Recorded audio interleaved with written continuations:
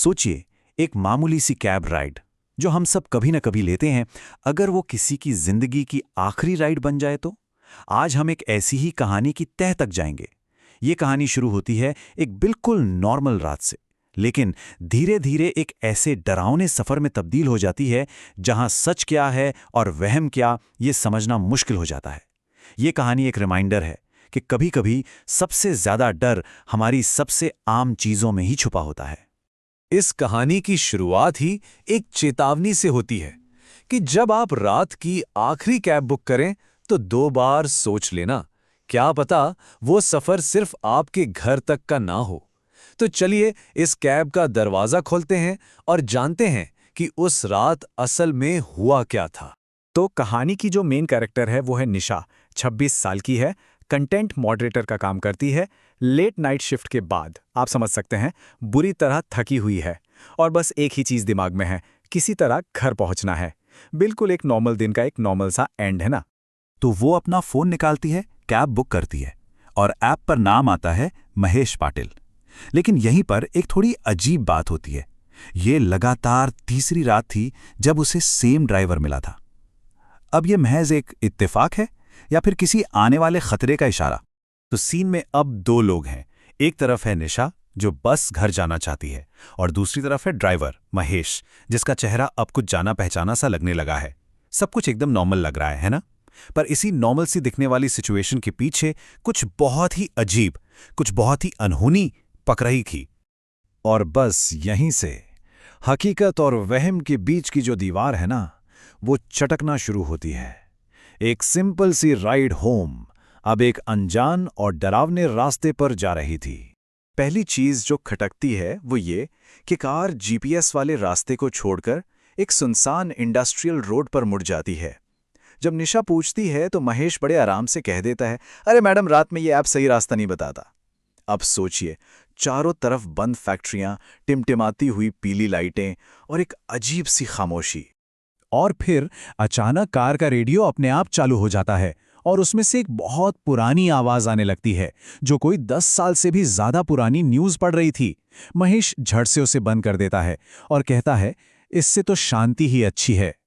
अब ये जो गड़बड़ियां थी ना, ये और तेजी से होने लगती हैं। निशा को एक ही रेस्टोरेंट का बिलबोर्ड 2 बार दिखता है।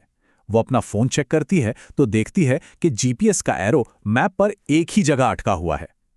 ऐसा लग रहा था मानो टाइम और स्पेस दोनों के नियम टूट रहे हों। और फिर आता है कहानी का वो टर्निंग पॉइंट जो निशा की पूरी दुनिया हिलाकर रख देता है।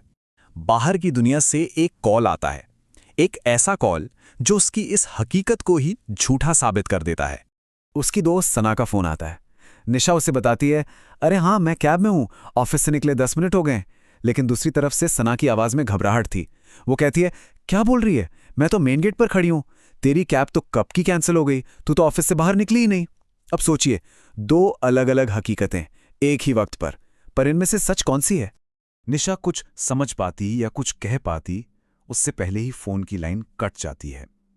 स्क्रीन ब्लैक हो जाती है, बैटरी का आइकॉन एक आखिरी बार टिमटिमाता है और फोन डेड। बस बाहर की दुनिया से उसका कनेक्शन पूरी तरह टूट चुका था। अब वो उस कार में अकेली थी।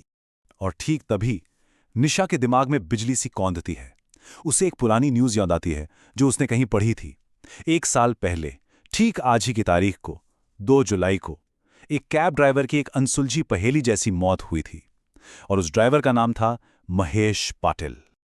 अब कहानी का जो डर था ना, वो एक दुख भरी हकीकत में बदल रहा था। ये सफर निशा का नहीं, ये सफर तो महेश का था। एक ऐसी रूह का जो अपनी आखिरी यात्रा में हमेशा के लिए फंस कर रह गई थी। 1 साल पहले ठीक इसी रात को महेश कुछ एक्स्ट्रा पैसे कमाने के लिए देर तक काम कर रहा था। थका हुआ था पर मजबूर था।